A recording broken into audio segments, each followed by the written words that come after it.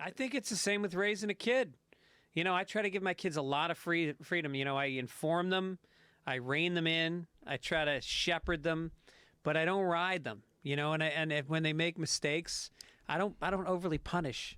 I just I tell them I'm disappointed, and that means a lot to them. But I think that, you know, your kids they need to internalize responsibility. And the earlier they do it, the better, because then the process of internalizing responsibility should start as in whatever ways you can parcel it out from a young age. That's how you got to do it, because by the time they move out, you know, it's like you're not going to be there to make these decisions for them. Yeah. Yeah, the task of raising a human is probably one of the most important things, one of the most impossible to correct once you fucked it up.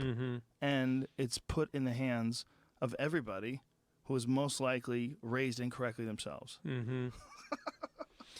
Well, the hope is there's more therapy than there was today. There's more literature. There's more studies. And I do think we're more informed about what we do. I think we're more vigilant about it. I think men, the fact that I just said that to another man, that wouldn't have happened 25 years ago. No guy would talk about parenting in any deep way to another man. No, it's kind of almost gay. Well, yeah.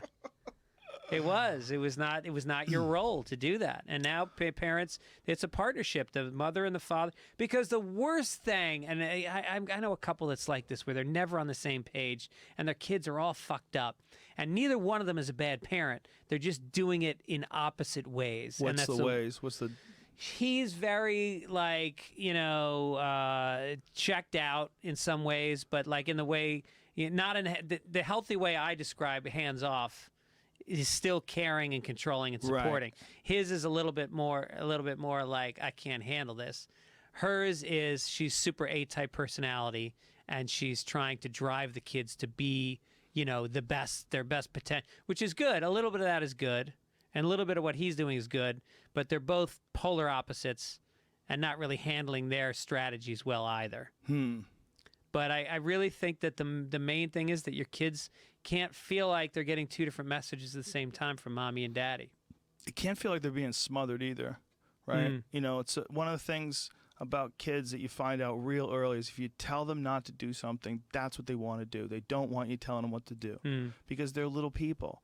And even though they might be 5 or 6, they're still little people. And people don't like you telling them what to do. You got to explain to them. It's much better to explain to them why it's important that you do the thing that you don't want to do and why it's a good thing. And you got to change the way you think about it. Don't think about it like, oh, it's this chore. Think about it like, this is just a thing that I have to do right now, and I'm so lucky in so many ways, and that's how I should look at life. And that don't just get annoyed at things that, you know, I don't want to go to bed. You got to go to bed. Right. Listen, you got to get sleep. I know you don't want to go to bed. I get it. I feel the same way all the time. But as a person who's in charge of your biology, I know that you're not quite wise enough to make these decisions. You want to be healthy. Your little kids need to get like 10 to 12 hours sleep. And you got to tell them, give them the association that they're making choices and that their choices have ramifications. You're going to wake up to, you know, sometimes it's hard for me to wake you up and it hurts in the morning. Well, they won't be that way if you go to sleep now. You'll wake up and you'll feel good. Yeah.